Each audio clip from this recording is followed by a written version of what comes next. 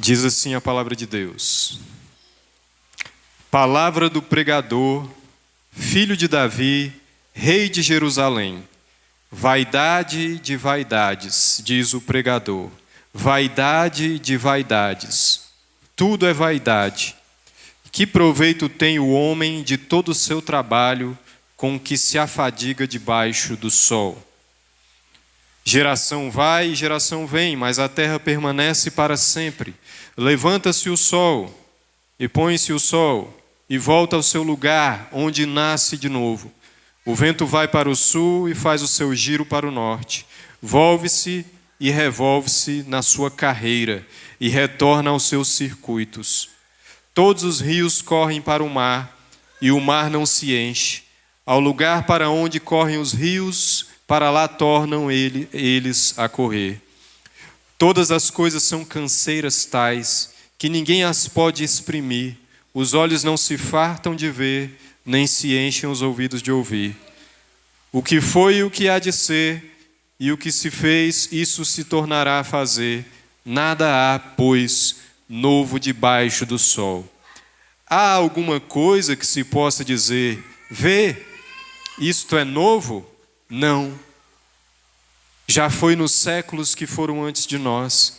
Já não há lembrança das coisas que precederam, e das coisas posteriores também não haverá memória entre os que hão de vir depois delas. Pode se assentar? Mantenha a sua Bíblia aberta. Esse é o texto que, por misericórdia, nós vamos expor e pregar nessa noite. Os irmãos sabem que não é estranho. Eu sempre, quando a gente está numa série de sermões expositivos, a gente está pregando lá em Efésios. Mas a palavra de Deus ela não está engessada. Sempre que eu achar necessário, eu posso sair da série e fazer menção de outro texto. Porque uma das coisas que o pastor tem que fazer, espiritualmente falando, é fazer a leitura da igreja e trazer sempre uma pregação que ela não está engessada. Ela vai ensinar coisas que é da vontade de Deus para a igreja. Então eu não escolhi esse texto, nem faço nenhuma vez escolher textos da Bíblia de forma aleatória, ou fazer um estudo meia boca, ou trazer algo que não vai edificar vocês. O texto que eu trouxe nessa noite, e eu tenho refletido muito sobre isso, até tenho feito alguns vídeos. Você que acompanha minhas redes sociais já ouviu falar. Você que tem vindo nas quintas-feiras, nós já falamos sobre isso. E é o qual eu dei o tema dessa noite. Qual o real sentido da vida? O que significa você ter vindo nesse mundo? Qual é a razão de você ter nascido, da sua existência? O que de fato você está fazendo aqui nessa terra? E é claro que nós já sabemos. Se eu perguntar para qualquer um, ou pelo menos a maioria aqui, eu sei que vocês vão me dar a resposta. Pastor, eu vim a esse mundo para glorificar a Deus. Todo mundo sabe disso, não sabe? Amém? A igreja do Nápoles está careca, e eu estou muito, né? De saber que nós viemos a esse mundo para glorificar a Deus. Mas o texto aqui em Eclesiastes, ele vai dar uma resposta um pouco mais profunda e prática. De que forma essa vida que nós vivemos, ela se aplica detalhadamente, você vai ver praticamente o que é essa vida e por que nós vivemos para glorificar a Deus. Para isso, a gente precisa entender quem é o pregador aqui. Quem é o pregador? O livro de Eclesiastes foi escrito por Salomão. Salomão escreveu 3 livros da Bíblia. Escreveu na sua juventude, para suas esposas, o livro de Cantares. Escreveu na sua maturidade, já na sua fase madura, o livro de Provérbios. Salomão escreveu mais de 1000 provérbios. Era um homem muito, mas muito sábio. uma sabedoria que Deus deu para ele, do qual ele mesmo pediu e Deus concedeu. Mas no final da vida, já perto do fim, nós não sabemos quando, mas depois de Salomão, que fez muita coisa errada, desagradou muito a Deus, teve consequências gravíssimas por causa dos pecados dele, Salomão escreveu também o livro de Eclesiastes.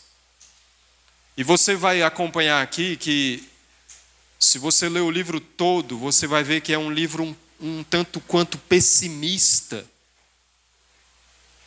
dele expressando o que Deus inspirava no coração dele. O que eu vou pregar aqui nessa noite, você vai ver que é um tanto quanto triste, melancólico, pessimista. E Salomão, a gente precisa entender quais foram os pecados, os erros graves dele, né? A Bíblia diz, está lá em 1 Reis, capítulo 11, versículo 13, que Salomão teve 700 esposas e 300 concubinas, e que suas mulheres perverteram o coração dele. As esposas de Salomão, Deus nunca aprovou poligamia, Deus nunca aprovou o homem se casar com mais de uma mulher. O casamento, o matrimônio é eterno, é um vínculo sem fim, e você só tem que olhar para o seu esposo e você só tem que olhar para a sua esposa. E ponto final. Esse foi o primeiro erro de Salomão. 700 mulheres, princesas. Quando a Bíblia diz que eram mulheres dele, eram de fato, elas eram oficialmente apresentadas no reino de Salomão como mulheres do palácio, esposa, além das concubinas que ele coabitava. Esse foi o primeiro erro grave dele. O segundo erro de Salomão foi ele ter se deixado levar por essas mulheres. Muitas das esposas de Salomão trouxeram com elas também a sua cultura de vida, o seu entendimento de mundo, trazendo uma carga de falsos deuses para o rei de Israel. E aos poucos, Salomão foi sendo corrompido. Salomão foi dando lugar, tirando Deus do altar, do lugar de adoração, e isso tornando Israel um povo sincrético, erguendo altares, servindo ao deus Dagon, a deuses como Astarote, fazendo imagens de escultura desses deuses, fazendo lugares de culto. Perceba como era grave o pecado de Salomão.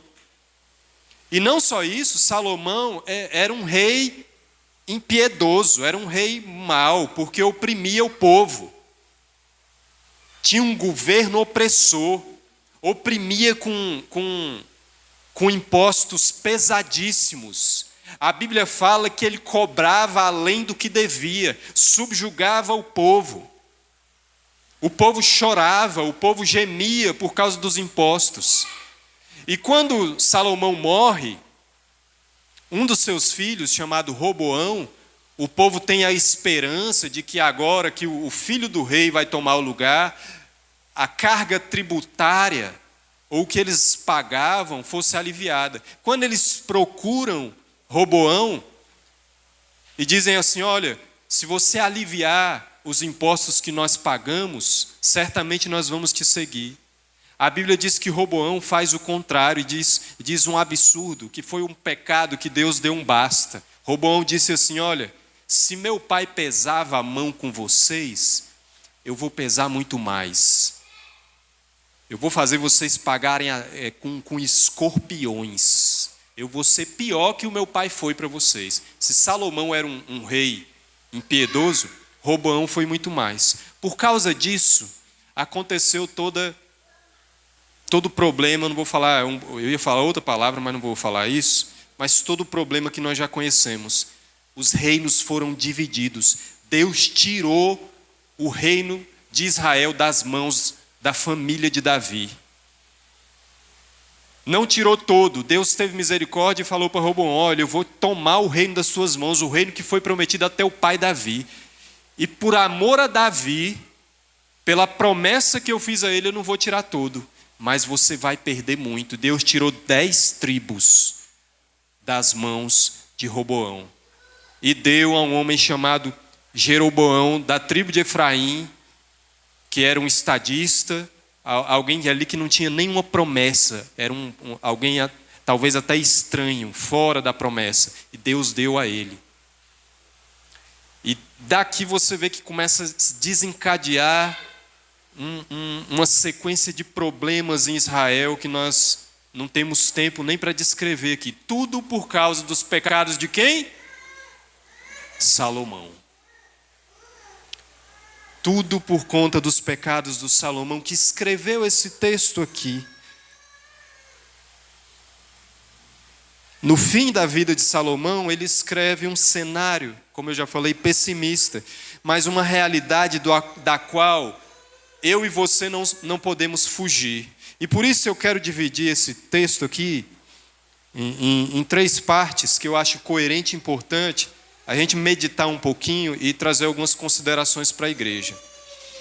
Perceba que Salomão, sendo muito sábio e errado muito na vida, quando ele chega no fim da vida, ele começa a concluir algumas coisas. Você que é jovem, que está muito jovem ainda, que acha que sabe de tudo da vida, você não sabe nada. Você que já é maduro, que pensa que conhece muito da vida, também eu sinto lhe dizer que você precisa aprender muito. E você que já está idoso, eu sinto muito, mas você também sabe pouco, se você não aplicar isso que Salomão, um homem a quem Deus deu sabedoria e veio a dizer. E ele começa dizendo aí para nós, a primeira coisa, que o lucro do trabalho será anulado na morte. Olha aí no primeiro versículo. Palavra do pregador, filho de Davi, rei de Jerusalém. Quem escrevia aqui? Não era qualquer um. Não era o homem da padaria ali. Não era o político lá da Câmara dos Deputados. Era um dos maiores reis que Israel já teve. Rei de Jerusalém, dizendo: vaidade de vaidades, diz o pregador, vaidade de vaidades, tudo é vaidade. O que é vaidade na Bíblia? Geralmente quando a gente diz vaidade, a gente quer conectar, é um pensamento muito pequeno e superficial dizer que vaidade é isso. Mulher está se vestindo de forma escandalosa, ou pintando o rosto de maquiagem, ou usando brinco. Isso não é vaidade, quando a Bíblia diz. Vaidade é, basicamente, você viver a vida de forma vã, de forma inútil. E Salomão está dizendo que tudo é vaidade, começando do nosso trabalho. Começando da tua renda secular. Porque é lícito e é mandamento de Deus que eu e você trabalhemos, que eu e você busquemos aquilo que é provento para a nossa casa, alimento, para pagar as contas, para manter a nossa vida. Mas Salomão está dizendo aqui que todo o trabalho do homem é chamado de fadiga porque está debaixo do sol. Ele está nos ensinando que você vai trabalhar, você vai conquistar coisas, você vai comprar carro, você vai comprar casa, você vai construir um império talvez, eu não sei, você pode até ficar rico, mas tudo isso vai ser anulado na sua morte. Você não vai levar nada. Salomão não levou uma pedra do seu palácio. Salomão, que desfrutou de tantas esposas, não levou nenhuma. Salomão, que o próprio Jesus diz que nos seus campos tinham lírios tão bonitos, tinham jardins tão perfumados, ele não levou nada. E ele está ensinando para nós que se você viver focado só no seu trabalho, você está sendo um tolo. Se você viver só para trabalhar, só para pagar as suas contas, se esse for o seu foco principal, a sua vida está sem sentido. O sentido da vida não está no trabalho em si. Salomão está ensinando para nós. Salomão não era só um homem que tinha sabedoria, era um homem rico. Era um homem que recebia presentes de outras nações. Tinha influência internacional. Quem está dizendo isso aqui, que o trabalho é fadiga nesse mundo, é vaidade, não deve ser o meu foco e o seu. E tem muito crente que hoje está afastado da igreja por conta de quê? Por conta de quê, irmãos? Trabalho. E acha que é lícito. Acha que Deus aprova. Acha que Deus acha bonito quando você falta o culto, abre mão do dia do Senhor para estar em outro lugar trabalhando. Salomão, não sou eu que estou dizendo, Salomão está dizendo que isso é vaidade. Ah, pastor, mas eu tenho conta, eu tenho compromisso, Vaidade. Vaidade. É isso que ele diz para nós. Nós não podemos, meus irmãos, viver em função de conquistas mundanas.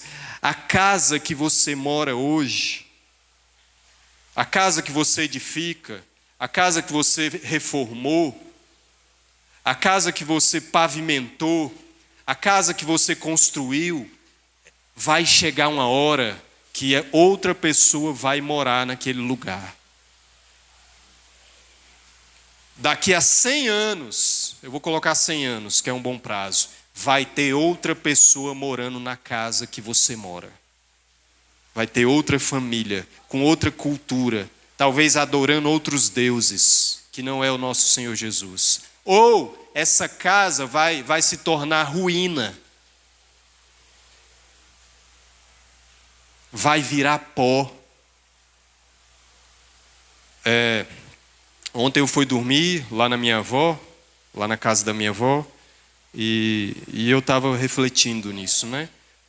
Ali o céu azul em si, o próprio Valparaíso, de 10 anos atrás para cá, parece que está pior, parece que a cidade ficou pior do que quando eu morava lá. Eu tenho esse ponto de vista, posso estar errado, mas da casa da minha avó, a casa da minha avó, você entra lá hoje, parece um mausoléu, tá descuidado.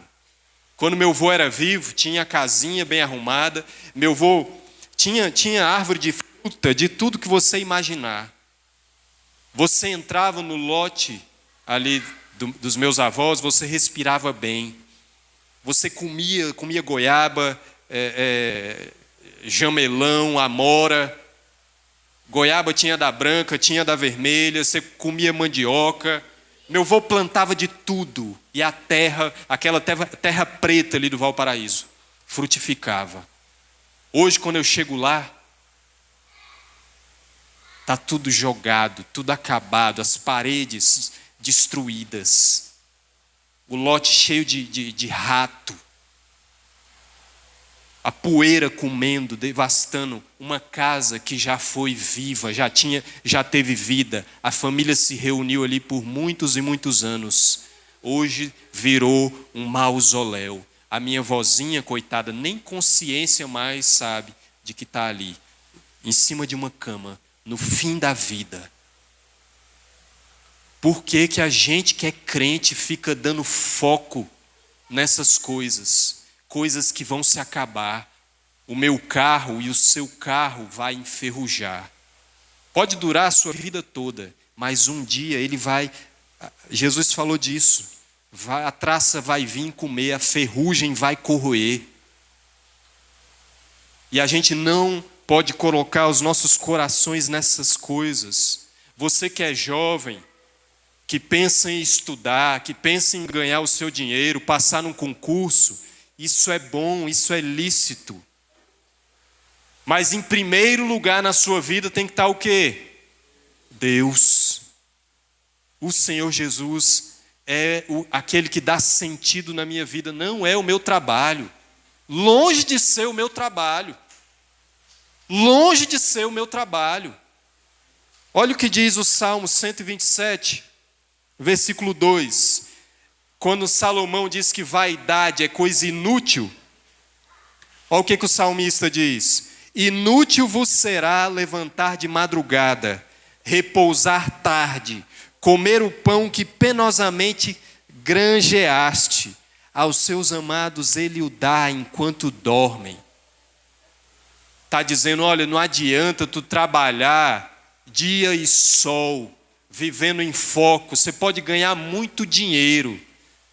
Você pode construir um celeiro na tua casa e fechar, colocar recurso para não faltar, para não ter escassez. Lembra o que aconteceu na pandemia? O que as pessoas começaram a fazer? Estocar, né? Fardo de arroz, de feijão, macarrão, com medo de faltar. Aí a palavra de Deus vem e diz assim: louco, essa noite pedirão a tua alma. Vocês estão vivendo pensando que o vosso trabalho tem que ser o objetivo de vida, aquilo que dá sentido na tua vida. A Bíblia diz o contrário. E se você tem colocado o seu trabalho acima da igreja de Cristo, você está em pecado. Você está pecando. Se você tem negligenciado a igreja de Jesus, você está pecando. Por causa de dinheiro, por causa de benefício, por causa de herança, por causa de empresa. Ah, pastor, eu sou empresário. Tem empresário aqui? Tem ou não tem? Genivaldo e Luna, é os que eu sei aqui, irmã Andréia, são empresários. No dia que eles colocarem a empresa deles acima do reino de Deus, eles vão estar em pecado. Pastor, quem é o senhor para falar? O senhor é um pé rapado. O senhor é um pregador de periferia. Irmãos, eu abri mão de emprego para ganhar, eu já falei isso aqui, pelo menos 3 vezes mais do que eu ganho. Para ganhar por aquilo que eu estudei para ser. Recusei, não foi só um emprego, não. Foram no mínimo umas 3 oportunidades. Sabe para quê? Para servir a igreja de Deus. Eu não falo isso para grandeza, para me ensoberbecer, ou para dizer que eu sou o bom. É porque Deus nota quem abre mão das coisas seculares para o reino de Deus. É quem está disposto a abrir mão da sua própria vida para servir o Senhor. Amém, meus irmãos? A segunda coisa que Salomão nos ensina está dos versículos aí 4 até o 7. Vamos ler? Ele diz assim: geração vai, geração vem, mas a terra permanece para sempre. Levanta-se o sol e põe-se o sol, e volta ao seu lugar, onde nasce de novo. O vento vai para o sul e faz o seu giro para o norte. Volve-se e revolve-se na sua carreira e retorna aos seus circuitos. Todos os rios correm para o mar e o mar não se enche. Ao lugar para onde correm os rios, para lá tornam eles a correr. Salomão está dizendo que ele contemplava isso, que a geração dos homens, elas vão passando. Não importa quem nasça nesse mundo. Essa vida ela vai ser esquecida, ela vai passar. Os impérios que pareciam ser indestrutíveis ou não poderiam acabar, quem olhava e dizia, esse reino aí nunca vai cair, caíram.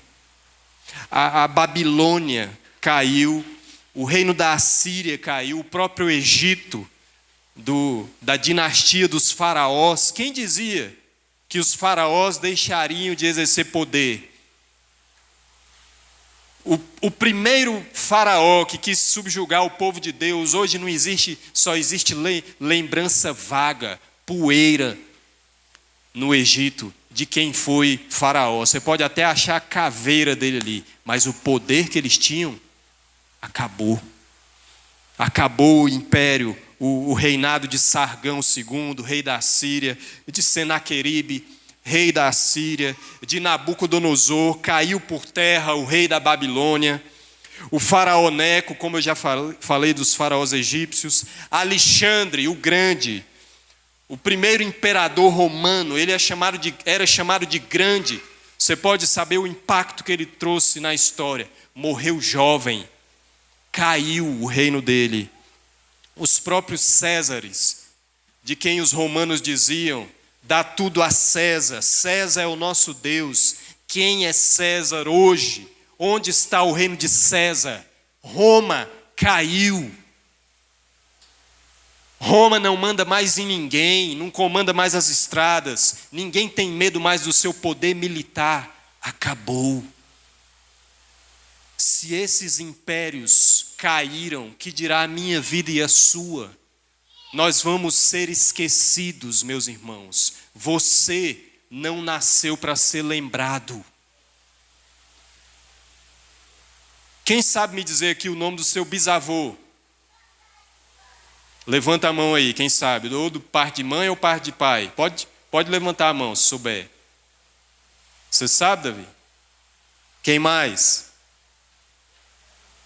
Eu vou piorar agora. Do seu tataravô. Quem sabe? Se brincar, nem sua mãe ou seu pai lembra. Minha mãe nem lembra do nome da bisavó dela, que é minha tataravó. Ela nem lembra. Eu já perguntei para ela. Vai chegar um tempo que o seu nome vai ser apagado da história. Você vai ser esquecido. Por que a gente acha que a gente é muita coisa? Por que a gente acha que o que dá sentido nas nossas vidas é a nossa própria vida, existência, e não a Deus? Por que eu fico cocheando em dois pensamentos se nós seremos esquecidos? Por que a gente se acha muita coisa e dizendo que não preciso de Deus, não preciso da igreja, não preciso de pastor? Isso é porque eu sei, porque já chegou no meu gabinete pastoral. Eu vou dizer isso aqui, não vou citar a pessoa, mas eu já escutei isso. É gente que fala de mim, atacando gente que é da igreja, dizendo assim: você fica seguindo pastorzinho. Eu já tenho conhecimento disso. Estou dando um exemplo para vocês entenderem. É gente que acha que tem o rei na barriga.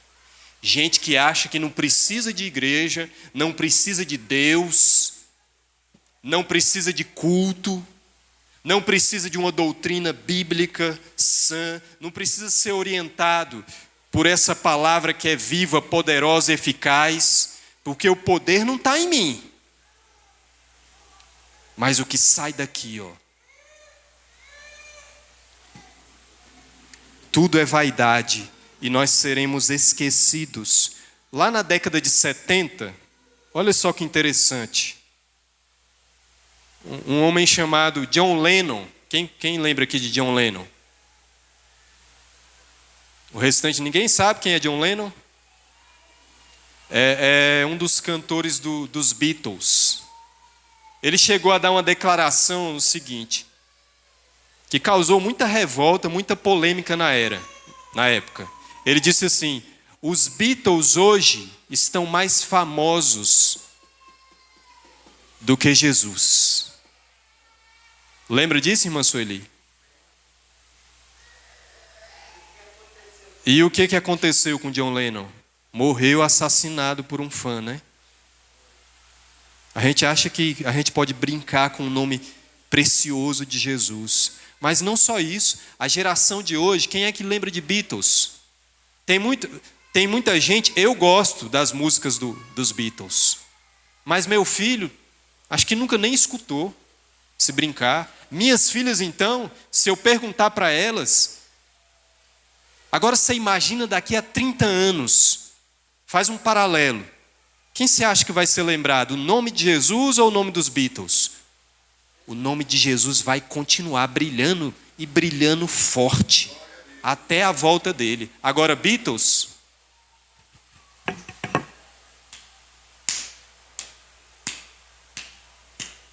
O que é Beatles? Diante da presença de Deus. É o que Salomão está dizendo aqui, meus irmãos. Geração vai, geração vem. Ele está dizendo que essa vida nossa é cíclica. Se levanta o sol e se põe o sol.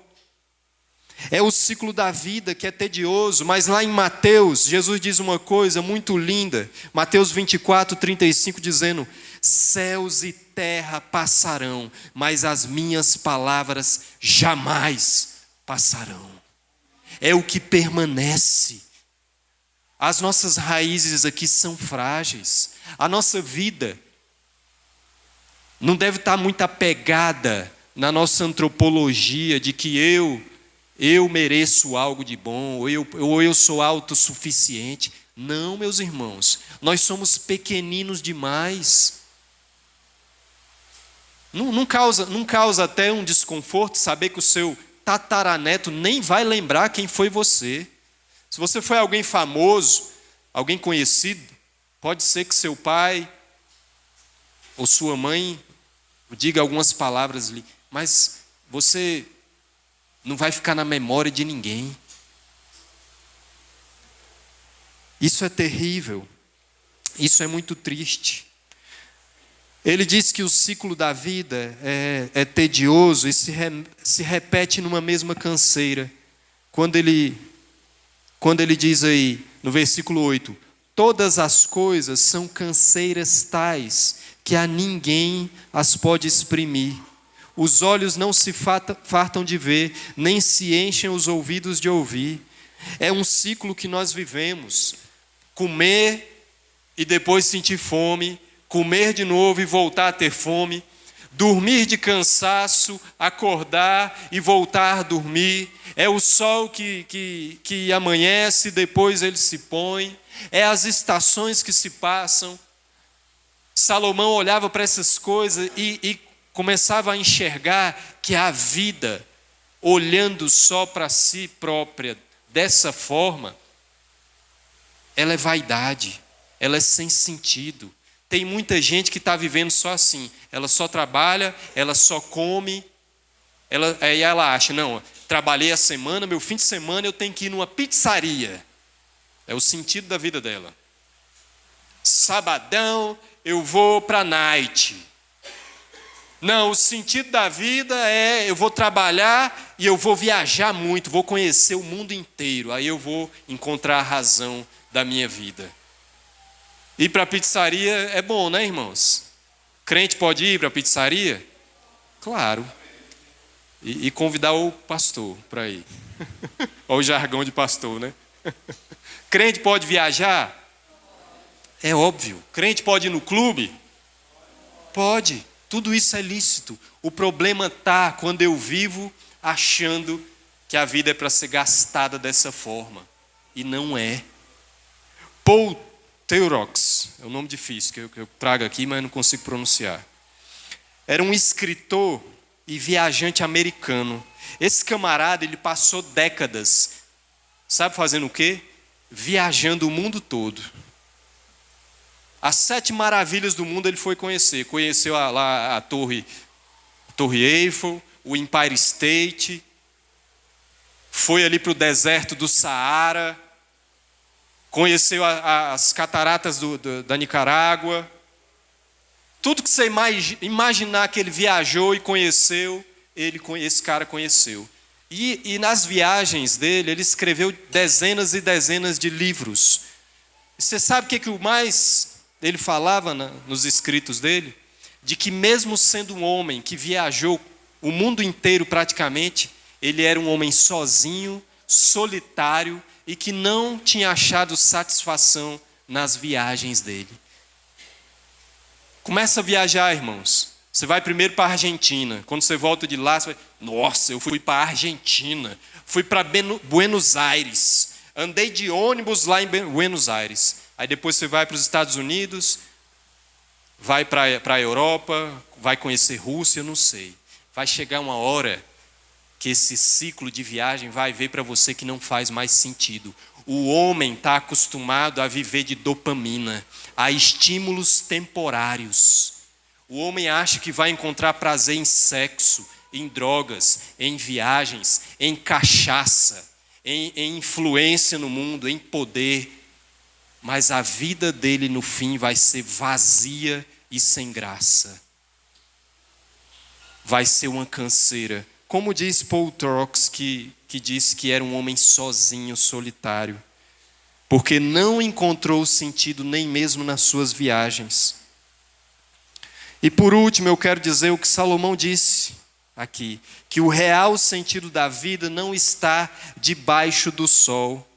Quando ele diz aí no versículo 9, o que foi, o que há de ser, e o que se fez, isso se tornará a fazer, nada há, pois, novo debaixo do sol. Há alguma coisa de que se possa dizer, vê, isto é novo. A humanidade, ela vibra com cada descobrimento novo, né?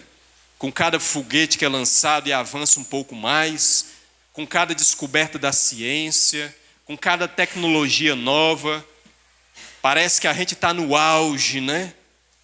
Mas o povo, a humanidade nunca foi tão igual aos povos antigos.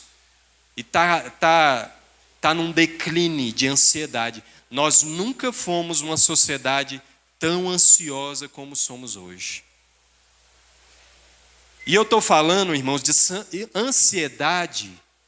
Tem gente aqui que está passando por esse problema. Não é um ataque a você, entende o que eu estou falando. Todos nós passamos por ansiedade, eu também passo.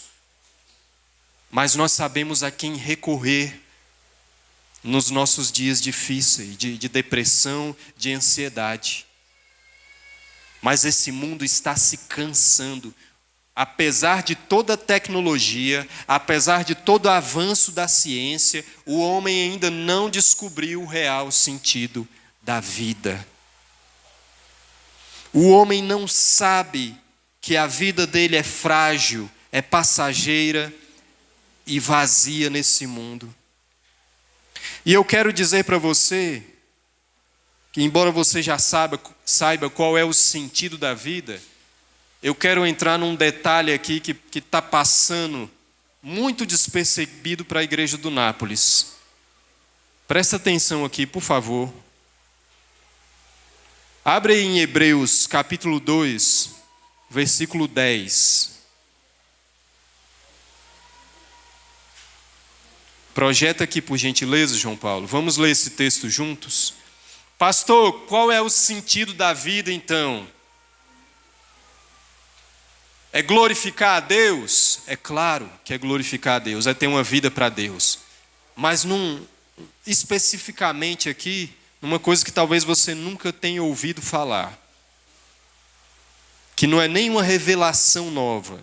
Hebreus 2, capítulo 10, Hebreus 2, versículo 10 ao 13. O real sentido da vida, irmãos, está em prestar culto a Deus. Você quer descobrir para que você nasceu? Glorificar a Deus significa prestar culto a Deus. Onde é que você presta culto, irmãos? É na sua casa? É sozinho? É como um desigrejado da firma? Não. É no meio do povo de Deus.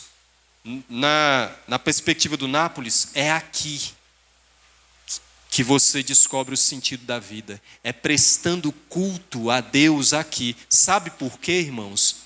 Porque Jesus cultua conosco. A gente tem a ideia de que Jesus está só aqui recebendo orações, recebendo louvores, mas a Bíblia diz que Jesus está cultuando conosco. O quê, pastor? Isso é heresia, pastor. É heresia? Então vamos para Hebreus aqui. Olha o que o autor de Hebreus diz. Presta atenção no texto. Porque convinha que aquele por cuja causa e por quem todas as coisas existem, conduzindo muitos filhos à glória, aperfeiçoasse, por meio de sofrimento, o autor da salvação deles. Quem é o autor da nossa salvação? Jesus. Então já temos aqui o nosso Senhor Jesus. Pois, tanto o que santifica como os que são santificados, quem é que são santificados? Nós, o Nápoles, né? Todos vêm de um só. Por isso é que ele não se envergonha de lhes chamar de irmãos. Jesus não se envergonha de me chamar de irmão, de chamar o Luiz de irmão, de chamar o Gabriel e o Miguel de irmão. Aí ele continua dizendo, versículo 12, dizendo: a meus irmãos declararei o teu nome. Quem é que está falando aqui? Jesus, né? Na primeira pessoa. Cantar-te-ei louvores no meio da congregação. Jesus falando que ele vai cantar louvores no nosso meio. Mas o 13 ele continua dizendo, e outra vez, confirmando, e porei nele a minha confiança. Aqui, quando a gente lê rápido isso aqui, parece que é a gente falando para Jesus. Não, o autor está dizendo que são as palavras de Jesus falando para o Pai, para Deus. E ainda, eis que estou eu, olha aí, eu quem? Jesus. Eis que estou eu e os filhos que Deus me deu. Jesus, irmãos, ele está no meio da congregação. Quando você cultua, Jesus cultua também. Isso aqui é uma vergonha para nós. Na hora do louvor, tem muita gente que não abre a boca para cantar. E Jesus, a Bíblia está dizendo aqui, que ele canta. É por isso que Jesus vai dizer à igreja do Apocalipse, né? Eis que estou à porta e bato. Se alguém abrir, eu entrarei e cearei com ele e ele comigo. Eu quero ir para o final dizendo isso, que o sentido da sua vida é prestar culto a Deus.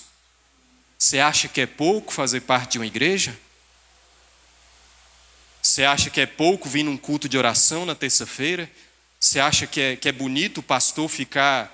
Parece que eu estou pedindo favor para vocês a vir nos cultos de consagração. Parece que Jesus, ele é qualquer um que pode ser desprezado quando eu falo que você precisa estudar a Bíblia.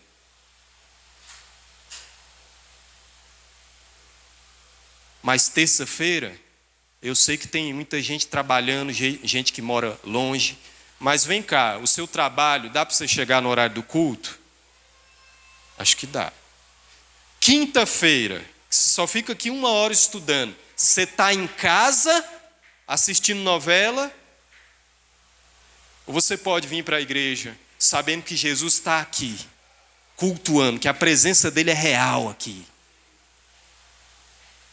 Irmãos, para de negligenciar a palavra de Deus. Os cultos não podem ser banalizados na sua vida. Você não tem ideia do que acontece no mundo espiritual quando você deixa de vir para um culto. Jesus está aqui. Tem irmão, que eu sei que tem motivos, não quero criticar ninguém aqui, mas tem irmão que passa 2, 3 domingos e não vem para o culto. E você vai perguntar para o irmão, ele é cheio de razão, é cheio de motivo, mas você vê que a pessoa está perdendo o significado cristão. Deixa eu te ensinar um princípio aqui, irmãos. Não esquece disso que eu vou te falar, não. Quando você perde o senso devastador do pecado da tua vida, você também perde o senso da urgência de buscar Jesus. Quando você começa a normalizar o pecado na sua vida, diz, o crente nada a ver. Isso aqui não tem nada não. Não ir hoje para a igreja, não tem nada. Vai chegar uma hora que só Deus sabe como vai estar o teu coração. E a Bíblia diz que aqueles que experimentaram uma vez os dons do Espírito Santo, uma vez que eles se esfriam, é impossível que o Espírito seja renovado na vida deles. Cuidado para não estar dando significado na tua vida, no trabalho ou em qualquer outra coisa que não seja o culto a Deus. O que nós fazemos aqui, irmãos, não é pouca coisa. É por isso que tem muito irmão desanimado, é por isso que tem muito irmão triste, é por isso que tem irmão saindo da igreja. E eu falei sobre isso aqui. Sabe quantos irmãos saíram da igreja esse ano? Quem sabe dizer? A família da irmã Leila, a irmã Bernadette adoeceu, o que aconteceu? Saiu da igreja. A Isabela ficou sozinha aqui alguns meses, a pressão de só ela estar vindo para a igreja sozinha, para um jovem, uma cabeça que passa já por muitos problemas, não suportou.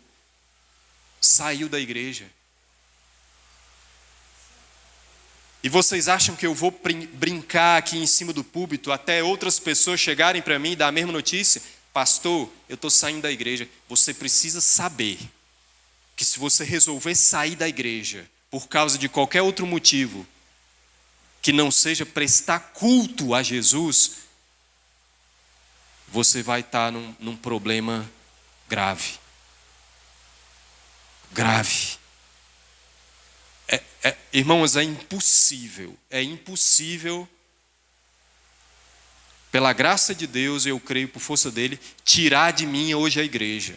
Você quer me matar? Quer matar o pastor Bruno? Tira a igreja de mim. Tira os cultos de mim. Aí eu vou definhar. Quer matar o pastor Bruno?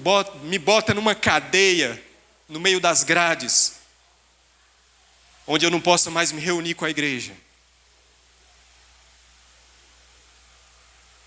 Onde está o teu tesouro, meu irmão? O sentido da vida está aqui nesses cultos.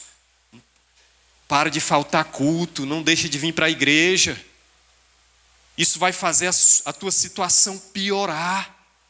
Se a gente está aqui no meio do povo de Deus, se ajudando, se abraçando, orando, buscando a Deus, já está difícil. Imagina você sair da igreja. Imagina, porque tem gente que acha assim, não, eu saí da igreja, mas Deus está comigo. Ué, mas o autor de Hebreus diz que Jesus ele se manifesta onde? Na igreja, no meio do povo.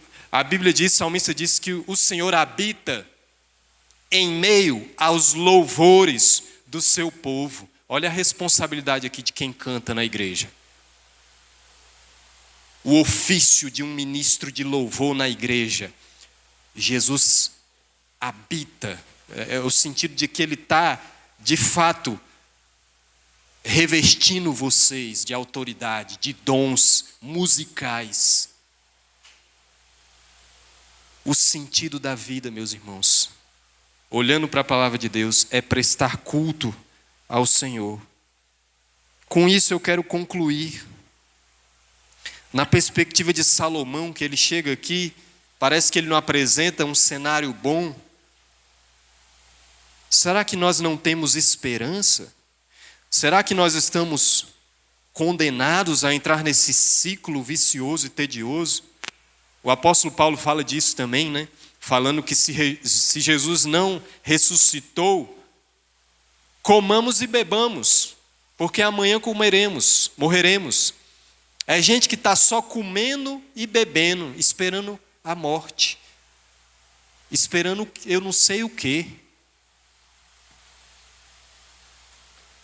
Mas nós temos a esperança. Eclesiastes nos mostra a insuficiência de procurar sentido nas coisas deste mundo. Mas o Evangelho nos apresenta aquele que está acima de todas essas coisas. Meus irmãos, Cristo é o alvo da nossa existência. E por que isso? Porque debaixo do sol, tudo que está debaixo do sol vai passar. Mas em Cristo a nossa vida encontra seu verdadeiro propósito. E a nossa esperança ultrapassa a própria morte. Amém, meus irmãos? Eu quero deixar algumas perguntas aqui para a sua reflexão. Pedir aos ministros que se posicionem aqui. Pergunte para si mesmo. O que você está fazendo da sua vida espiritual? Para quem você vai viver e a quem você vai prestar culto no meio da comunidade? Você vai viver para Cristo ou para você mesmo? Perguntas que você deve refletir nessa noite. Vamos cantar? Se coloque de pé.